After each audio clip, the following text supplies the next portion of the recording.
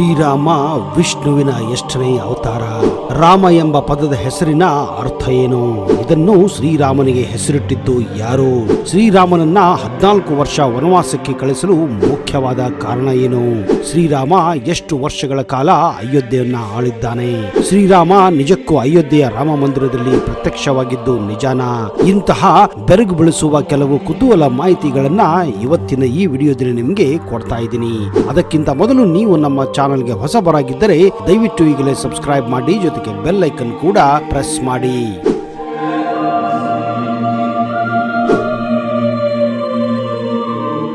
ಸತ್ಯಯುಗದಲ್ಲಿ ವಿವಿಧ ಗ್ರಹಗಳ ದೇವರು ಹಾಗೂ ರಾಕ್ಷಸರ ಮಧ್ಯೆ ಯುದ್ಧ ನಡೆಯುತ್ತಿತ್ತು. ತ್ರೇತಾಯುಗದಲ್ಲಿ ಒಂದೇ ಗ್ರಹದಲ್ಲಿ ವಾಸವಾಗಿದ್ದ ದೇವರು ಮತ್ತು ಅಸುರರ ಮಧ್ಯೆ ಯುದ್ಧ ನಡೆಯುತ್ತದೆ. ಅಂದರೆ ಅಯೋಧ್ಯೆಯಿಂದ ರಾಮ ಹಾಗೂ ಲಂಕೆಯ ರಾವಣನ ಮಧ್ಯೆ ಯುದ್ಧ ನಡೆದಿತ್ತು. ಹಾಗೆಯೇ ದ್ವಾಪರ ಯುಗದಲ್ಲಿ ಒಂದೇ ಕುಟುಂಬದಲ್ಲಿರುವ ಜನರ ಮಧ್ಯೆ ಯುದ್ಧಗಳು ನಡೆಯುತ್ತವೆ. ಅಂದರೆ ಪಾಂಡವರು ಮತ್ತು ಕೌರವರ ಮಧ್ಯೆ. ಆದರೆ ಕಲಿಯುಗದಲ್ಲಿ ಯುದ್ಧಗಳು ನಮ್ಮ ಒಳಗೆ ನಡೆಯುತ್ತಿವೆ.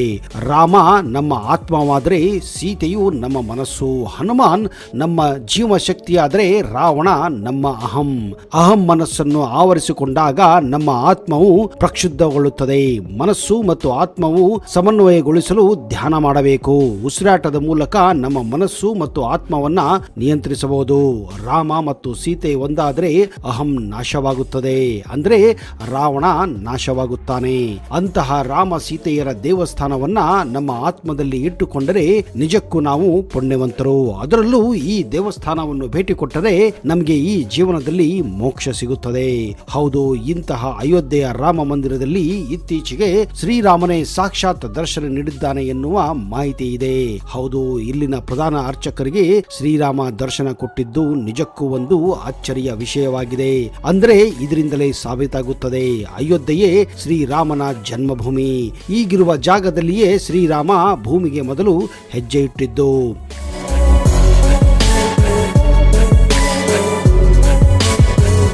ಬನ್ನಿ, ಶ್ರೀರಾಮನ ಕೆಲವು ಅಚ್ಚರಿಯ ಸಂಗತಿಗಳನ್ನ ಇವತ್ತಿನ ಈ ವಿಡಿಯೋದಲ್ಲಿ ಪಡೆಯೋಣ.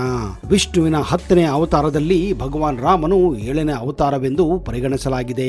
ರಾಮನ ಮೊದಲು ವಿಷ್ಣುವು ಮತ್ಸ್ಯ ಅಂದ್ರೆ ಮೀನಿನ ರೂಪ, ಕೂರ್ಮ ಅಂದ್ರೆ ಆಮೆಯ ರೂಪ, ವರಾಹ ಅಂದ್ರೆ ಹಂದಿಯ ರೂಪ, ನರಸಿಂಹ ಅಂದ್ರೆ ಮನುಷ್ಯ ಮತ್ತು ಸಿಂಹನ ರೂಪ, ವಾಮನ ಅಂದ್ರೆ ಕುಬ್ಜ ರೂಪ ಮತ್ತು ಪರಶುರಾಮನ ಅವತಾರವನ್ನ ಎತ್ತಿದ್ದ. ನಂತರ ಕೃಷ್ಣ, ಬುದ್ಧ ಮತ್ತು ಕಲ್ಕಿ ಅವತಾರವನ್ನ ಈಗ ತಾಳಲಿದ್ದಾನೆ.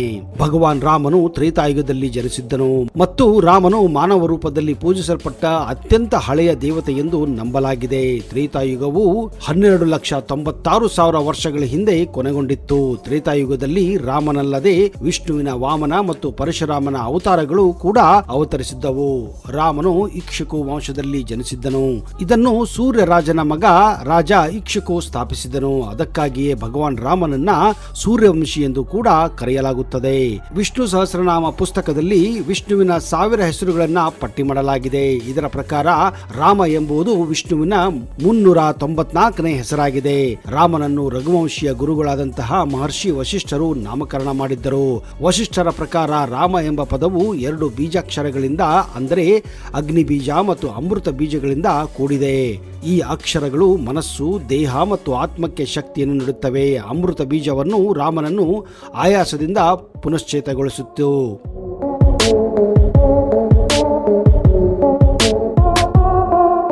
ಶ್ರೀರಾಮ ಅಯೋಧ್ಯೆಯನ್ನ 11,000 ವರ್ಷಗಳ ಕಾಲ ಅಮೋಘದಿಂದ ವೈಭವದಿಂದ ಆಳಿದ್ದಾನೆ. ಈ ಸಮಯದಲ್ಲಿ ಅವನ ಪ್ರಜೆಗಳು ಸುಖ ಶಾಂತಿಯಿಂದ ಇದ್ದರು. ಇದೇ ಕಾರಣ ಇದನ್ನ ರಾಮರಾಜ್ಯ ಎಂದು ಕೂಡ ಕರೆಯುತ್ತಾರೆ. ಭಾರತ ಮಾತ್ರವಲ್ಲದೆ ದಕ್ಷಿಣ ಏಷ್ಯಾ ಹಾಗೂ ಆಗ್ನೇಯ ಏಷ್ಯಾಗಳ ಹಲವಾರು ದೇಶಗಳಲ್ಲಿ, ಅದರಲ್ಲೂ ಇಂಡೋನೇಷ್ಯಾದಲ್ಲಿ ರಾಮನನ್ನ ಈಗಲೂ ಪೂಜಿಸಲಾಗುತ್ತದೆ. ಅದರ ಬಗ್ಗೆ ಸಂಸ್ಕೃತಿಗಳಲ್ಲಿ, ಧಾರ್ಮಿಕ ಗ್ರಂಥಗಳಲ್ಲಿಯೂ ಕೂಡ ರಾಮನ ಕುರಿತಾದ ಉಲ್ಲೇಖ ನೀವು ಕಾಣಬಹುದು. ಮಹಾಭಾರತ ಪ್ರಕಾರ ಒಮ್ಮೆ ಶಿವನು ರಾಮನ ಹೆಸರನ್ನು 3 ಬಾರಿ ಪಠಿಸುವುದರಿಂದ 1000 ದೇವತೆಗಳ ಹೆಸರನ್ನ ಉಚ್ಚರಿಸುವ ಅನುಗ್ರಹಕ್ಕೆ ಸಮಾನವಾಗುತ್ತದೆ ಎಂದು ಹೇಳಿಕೊಂಡಿದ್ದಾನೆ. ಹಿಂದೆ ಕಾಶಿರಾಜನಾದಂತಹ ಯಯಾತಿಯನ್ನು ರಕ್ಷಿಸಲು ಹನುಮಂತ ರಾಮನೊಂದಿಗೆ ಹೋರಾಡುತ್ತಾನೆ. ಋಷಿ ವಿಕ್ರಮಾದಿತ್ಯನ ಆದೇಶದ ಮೇರೆಗೆ ರಾಮನು ಕಾಶಿರಾಜನನ್ನು ಕೊಲ್ಲಲು ಬಂದಿದ್ದನು. ಯುದ್ಧದಲ್ಲಿ ಕಾಶಿರಾಜನಿಗೆ ಸಹಾಯ ಮಾಡಲು ಹನುಮಂತ ರಾಮನನ್ನು ಪಠಿಸಲು ಪ್ರಾರಂಭಿಸುತ್ತಾನೆ. ಈ ಕಾರಣದಿಂದಾಗಿ ರಾಮನ ಬಾಣಗಳು ಹನುಮಂತನ ಮೇಲೆ ಯಾವುದೇ ಪರಿಣಾಮ ಬೀರುವುದಿಲ್ಲ ಮತ್ತು ರಾಮನು ತನ್ನ ಸೋಲನ್ನ ಒಪ್ಪಿಕೊಳ್ಳಬೇಕಾಗುತ್ತದೆ. ರಾಮು ಸೇತುವೆಯನ್ನ ತಮಿಳುನಾಡಿನ ರಾಮೇಶ್ವರದಿಂದ ಹಿಡಿದು ಶ್ರೀಲಂಕಾದ ಮನ್ನಾರ್ವರೆಗೆ ವಾನರ ಸೇನೆಯು ನಿರ್ಮಿಸಿದೆ. ಈ ಸೇತುವೆ ಮುಖ್ಯ ಕುಶಲಕರ್ಮಿಗಳು ನೆಲ ಮತ್ತು ನೀಲ. ಈ ಸೇತುವೆಯ ಉದ್ದ ಸುಮಾರು 30 ಕಿಲೋಮೀಟರ್ ಆಗಿದ್ದು ಇದನ್ನು ಆ ಸಮಯದಲ್ಲಿ ಕೇವಲ 6 ದಿನಗಳಲ್ಲಿ ನಿರ್ಮಿಸಲಾಗಿತ್ತು. ರಾವಣನ ಸಹೋದರ ಅಹಿರಾವಣ ರಾಮ ಮತ್ತು ಲಕ್ಷ್ಮಣರನ್ನ ಅಪಹರಿಸಿ ಮಹಾಮಾಯಾ ದೇವಿಗೆ ಬಲಿ ನೀಡಲು ಕರೆದೊಯ್ಯುತ್ತಾನೆ. ಆದರೆ ಹನುಮಂತ ರಾಮ ಮತ್ತು ಲಕ್ಷ್ಮಣರನ್ನ ಐರಾವಣನನ್ನು ಕೊಲ್ಲುವ ಮೂಲಕ ಬಿಡುಗಡೆ ಮಾಡುತ್ತಾನೆ. ಇದೇ ಸಮಯದಲ್ಲಿ ಆಂಜನೇಯ ವೀರ ಹನುಮಂತನಾಗಿ ಪ್ರದರ್ಶನ ನೀಡುತ್ತಾನೆ.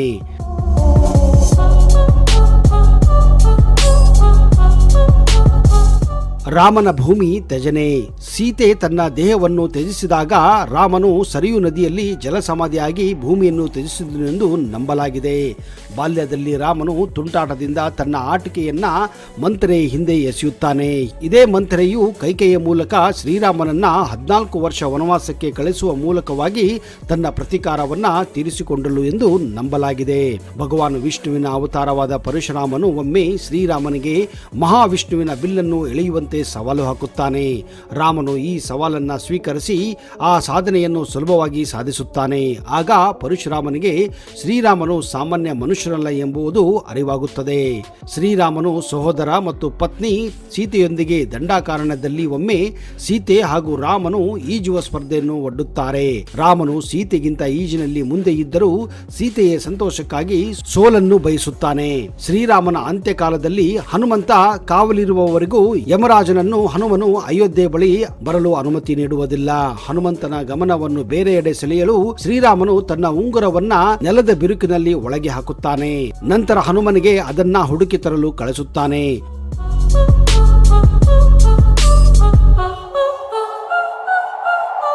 ಹನುಮಂತನು ಪಾತಾಳ ಲೋಕಕ್ಕೆ ಹೊರಟು ಹೋಗುತ್ತಾನೆ. ರಾಮನ ಉಂಗುರವನ್ನು ಹುಡುಕುತ್ತಾ ಆಂಜನೇಯನು ಸರ್ಪಲೋಕಕ್ಕೆ ಬಂದಾಗ ಅಲ್ಲಿನ ರಾಜನಲ್ಲಿ ಉಂಗುರವನ್ನ ಕೇಳುತ್ತಾನೆ.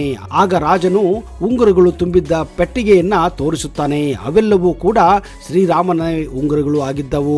ಉಂಗುರ ಹುಡುಕುತ್ತಾ ಆಂಜನೇಯನು ಯಮನನ್ನು ಭೇಟಿ ಮಾಡುತ್ತಾನೆ. ಆಗ ಆಂಜನೇಯನು ರಾಮನ ಉಂಗುರಗಳು ಬಿದ್ದು ಹೋಗಿವೆ ಎಂದಾಗ ಯಮನು ರಾಮನ ಅವತಾರ ಮುಗಿಯುವ ಸಮಯ ಬಂದಿದೆ ಎಂದು ಹೇಳುತ್ತಾನೆ.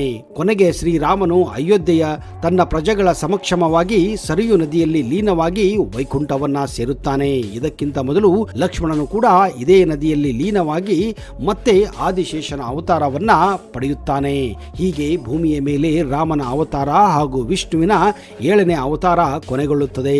ಈಗ ಇದೇ ಸರಿಯು ನದಿಯ ದಡದಲ್ಲಿ ಭವ್ಯವಾದಂತಹ ಹಾಗೂ ದಿವ್ಯವಾದಂತಹ ಶ್ರೀರಾಮನ ದೇವಸ್ಥಾನವನ್ನು ಕೂಡ ಕಟ್ಟಲಾಗಿದೆ.